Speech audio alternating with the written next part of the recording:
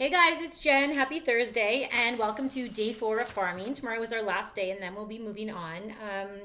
But first, I just wanted to start with an apology. My sister actually pointed out that perhaps all the commentary isn't necessary on the videos and just cut to what people want, which is the activities, the theme-based activities that I have prepared. So, with that in mind, from my own sister, Vanessa, I am going to try to just be a little more concise because yesterday's video was particularly long. But when I get nervous, I get even more chatty. So when you're already chatty and then you're nervous, I get extra chatty. And sometimes I say things that I look back and say, why did I say that? So actually that happened yesterday.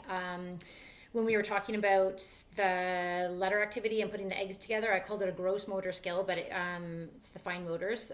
So it's the fine motor. And also, when I was talking about that awesome paint kit that you can order from Staples, I said, and they have primary colors in it, which of course they would have primary colors in it. It's a paint kit. I meant to say pearlescent colors. So sorry about that. But kind of just moving right into the activities then and stuff. Just wanted to come back to the book that we had read the other night and how the author had kind of changed what happened in the Three Little Pigs and how that kind of interested the girls because they it didn't fit their schema of sort of the more traditional version of it. And this version last night that we read is called The True Story of the Three Little Pigs, and it's written by the Wolf about his interpretation of how the events went down. So it was actually kind of interesting just to see the same events, but just sort of from a different spiral, which brought on conversation. Maya said, well, which is the real story? What's the truest? Or what's the true story? And we just talked about perspective, that we don't really know. Like, the wolf and the pig have different ideas about what really happened, but and that's the same with any story. So the girls really enjoyed that. Okay, so today is sort of all about planting and seeding, and the girls have been excited to do some planting. So as I said earlier in the week, we were going to plant wildflowers because I had mentioned sort of a grass head, and the girls thought the flowers would look cool in that. Just to show you what that might look, if you have grass seed around, you can easily make one of these. Grass seed seems to be something that people often keep in their shed, so possibly you have this. You could even paint the pot. We're going to do painting pots as well. So you just need some sawdust and grass seed, and you put it inside a nylon and put it into this, and grass actually grows really quickly. So that's a fun, easy one to do. And we're also going to plant some vegetables as well. So, but there's so many other different seed activities. If you have any seeds in your kitchen or in your house that you might want to use, like just look it up online. I'm just kind of putting that there as a starting point, just to kind of get some conversation going. And when we're talking about seeding, we want to talk about how to care for the plant. There's so much to talk about with seeding, like what part of the plants can we eat. We kind of got talking about how some seeds are even edible and what parts of the seeds. So let me just back up a bit. So the read aloud for today is called The Tiny Seed by Carle. You can just Google that. I'm not going to continue to put all of my links on Facebook as well because a fair number of people that are watching my videos are not accessing it through Facebook. So if there's a link, I'll just attach it on YouTube, or else you can just look up The Tiny Seed by Carle. So after you read that book, so you might want to preface the story by just talking about how some types of seeds are used for food, such as sunflower. Sunflowers produce so many seeds that we use it for sunflower oil. People eat sunflowers. We put them on salads. I was thinking of baseball players eating sunflowers. So then after you've read the story, you can kind of talk about, so why didn't all the seeds in the story grow to be big, beautiful flowers? And that's because some of them were burned, frozen. This is some of the seeds were burned, frozen, drowned, dried out, eaten, or overtaken. So you can just kind of talk about how you actually need to care for a flower or a seed, and how all seeds do not survive. Especially if I've planted them. But all seeds don't survive. There has to be like kind of the perfect conditions for it. So you could also talk about how many seeds. You could make a prediction about how many seeds do you think one flower can make, and why do you think that? And what are kind of some other kinds of seeds that we use for food? And that moves in nicely to the next part of what we're going to be doing today, and that is looking at parts of the plant and what parts of the plant that we do eat. So here's a diagram of a plant with all the key parts of the plant on it. So the only thing missing here is a seed, but the seed has now grown into a flowering plant. So going back to the book, what parts of the plant do we eat? You can talk about corn, beans, peas, oatmeal, peanuts. Then when you go up to talk about then the root, so what kind of root plants do we eat? So you can talk about how shoots go up and roots go down. And in terms of roots that we eat, there's carrots, turnips, radishes, maybe even find some in your fridge. We were able to put together one for each. We had carrots in our fridge. Then we have stems, and asparagus and celery are examples of stems that we eat. Then the leaves, of course, you're going to think of just traditional salad. So your leaves, cabbage, spinach. Then the flower at the very top. We have broccoli and cauliflower. And then some plants also have fruits. Then examples would be apple, avocado, apples. So really kind of cool to make some connections to parts of the plant that we do eat, and just different parts of the plant. Yeah, definitely some extensions you could take with that at home if you continue to have interest in that and growing seeds. But as of at the end of the week, we'll probably put that aside and kind of move on to our other activities, because I think the girls are, wanting to move on to the next thing. All right, so you've read the book, planting seeds. That will then lead us into writing. So for writing today, I'm just going to have the girls do some procedural writing, which is just writing a procedure for something that is manageable for them. So for example, the girls are going to write books on how to, there's different ideas. They could either write how to plant a seed or how to grow a seed, like the things that you need to grow a seed, water, sunlight. You could go in to talk about photosynthesis a little bit if your child is older. So I've already started this for Carle, so how to grow seeds. And then for Carle, what she's going to do is draw pictures to represent. And that is actually a stage of pre-writing because she's using symbols to convey a meaning. So to you, the symbols might not look like much, and often it's just circles and stuff. But if you ask her what it is, she will say, oh, I'm doing this and this.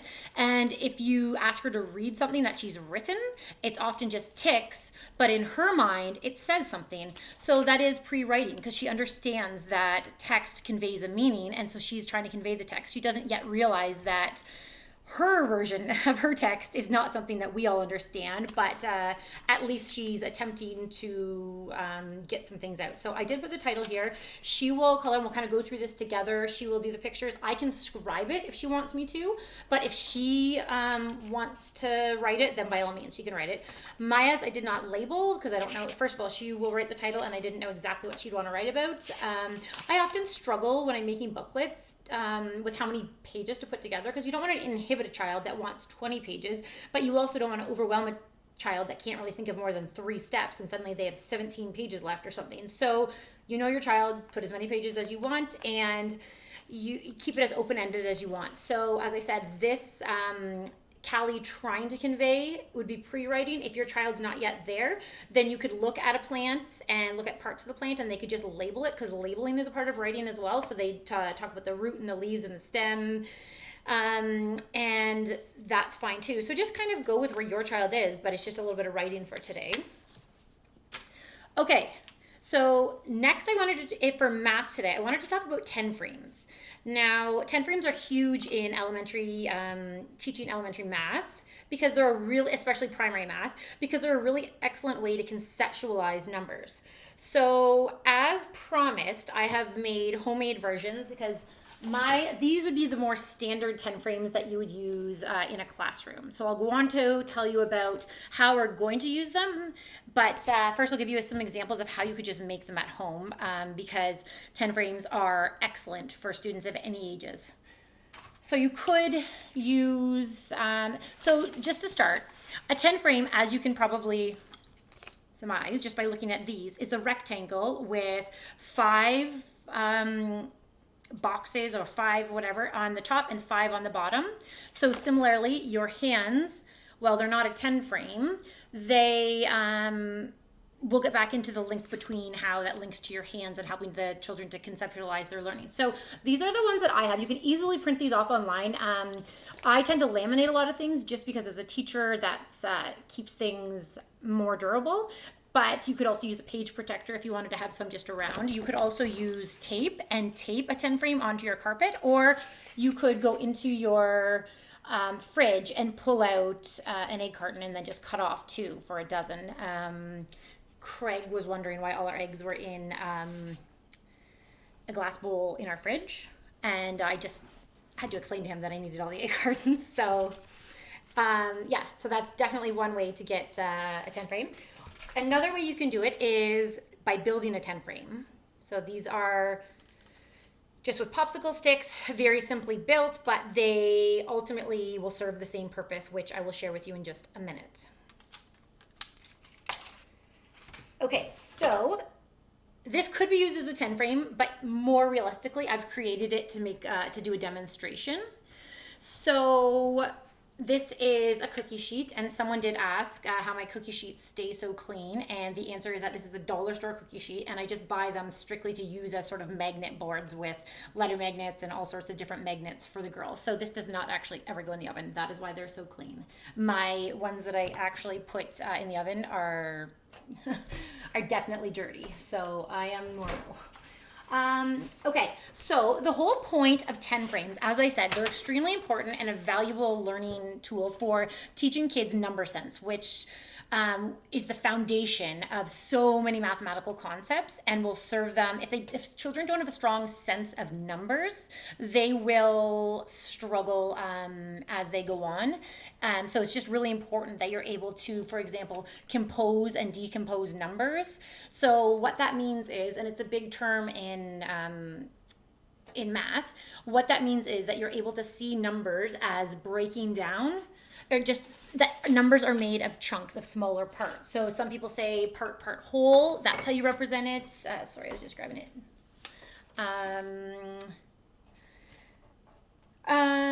So it just basically is showing you that it's working to understand that teen numbers, for example, are a group of tens and then 1, which will also help with place value later on. So I will show you this. So basically we're helping to create bonds using colors. So there's different variations of this. I'm going to do a demonstration on how you might use this, but also then I'll show you some activities that you can use with your learner as well. So some kids just might be curious and just want to put objects in it, and that's fine. But other kids might want to, say for example, Carle will probably roll a dice, and she will see that she has to put the same number of whatever in the 10 frame column as the number. So if she rolled a 5, and then if she rolled a 6, it might look like this. So then Carle's able to see. You could then ask her how many are left then. So the answer would be 1, 2, 3, 4. So that's sort of an easier example for really young learners. So the kind of the continuum would be just playing around with it. The second one would be Carle would roll a dice and then represent that number in the 10 frame by using whatever object she chooses, using the various 10 frames. Another variation is that you take out playing cards, and then from the playing cards, take out all the face cards and the aces. So for example, I have playing cards here, and you can count how many objects. So for any of these, if you don't want to do a dice, you want to do a little higher, like Maya, you have to represent on your base 10 the number that you get here. Now, what it's showing kids essentially is it's a visual representation of 10, just like your hands are. So 6 plus what equals 10. So this really can build on to start sort of talking about addition and subtraction without all the scary language, but just sort of getting kids thinking about and just getting kind of kids serious or curious. You can talk about 6 plus what equals 10. Well, the what is 6 plus 4. So 1, 2, 3, 4. Take that away. So 5 plus 5. And you can even fill in the blank spot with another color. So then they can see 5 plus 5. Okay, so if you then have 5 plus 5, we'll take one of these away. You can add one of these. So then 6 plus 4, 6 plus 3, or sorry, 7 plus 3 equals 10. So it's important for children to eventually be able to recognize that as one number goes up, the other number goes down. So you can have 1 plus 9, 2 plus 8, 3 plus 7, and so on. So this is kind of a visual representation of that when you look at the first number being purple. So that's 1 plus 9, white, 2 plus 8, 3 plus 7, 4 plus 6, 5 plus 5, and so on. And as you can see, it kind of creates this cool design because as one number has went up, one has went down, and as one goes down, another one has gone up. So just continue to explore with 10 frames. A lot of fun. I'll definitely be using them again, so create your own at home and just kind of have some fun with them. If your child is a little more advanced and they're able to go into the teens, then you can start to have you can start to represent other numbers. So then they'll soon realize, say, that 13 is just 10, so a full 10 frame plus 3 ones. So it really does open up, create a foundation for so many deeper learning tools, but it's a great kind of starting point for wherever your young learner is. So I think that is everything for today. Oh, one other thing I was going to say. You could always, I have these little sequencing cards that I might give them the first one and the last one to kind of get them thinking, and then they have to insert the other 4. So for the process of planting from like seed to plant kind of thing. So sequencing is really good too, similar to recount. It's just getting them to recall something and the order of something. So lastly, I know I'm getting up there in time, so I hope that you guys just fast forward to wherever you want to go if you're finding me too chatty, but I just wanted to share something else from our household. So Maya asked, why would God cast a spell on the world and make everyone sick right now? And that's a question that Craig nor I could really provide a really solid answer to her about, but it obviously showed some of her worries and thinking that's going on right now, so we wanted to make sure that we address it. So we did make the suggestion that going back. So I did share the other day that I've kind of struggled with some of my own mental health struggles like so many others. And one thing that I did find did help me with sort of a down mood sometimes is being more aware of gratitude in my life. So I have a gratitude journal and I write down what I'm grateful for. And I find that kind of conquers bad feelings and kind of uplifts you to be like, oh yeah, I do have a lot to be grateful for if you're having a bad day or whatever. So kind of along the same lines, and I did previously see this on Facebook, I didn't think much of it, but then it kind of came up naturally when Maya asked about that. We got talking about all the things that we miss about there being sickness out there right now, and we got talking about all the things that we can't wait till we can do again. So we got together a little jar, and each of us this morning started to put in one thing that we really miss, and we're going to put it in the jar. And that way, when this is over and we can kind of resume to some kind of normal, then we can take it out, and then we will be so happy to do. So for example, we miss seeing the Martin family. Now the Martins are a family that we love. We love to hang out with them, and that was just one of many that are in here right now. So then, for example, after, when we do see the Martins, we pull that out and see the Martins, we'll feel grateful to have that opportunity. So just kind of working on a little gratuity jar, hoping that maybe that helps settle some things a little bit, because Maya did say this morning, let's write that on our jar for after the sickness. So also, I know that Sesame Street is coming out with some kind of book to talk to children about what's going on right now, because other than saying there's a lot of sickness out there, which doesn't really say much when you have such young children, it's hard to know exactly what to say, and you only know your own child. So anyways, hope you guys are doing well. Continue to reach out and continue to try some of the learning, and I hope that I was a little more direct today with a little less commentary. Vanessa, my own sister. Anyways, love you guys. Thanks for watching. Bye.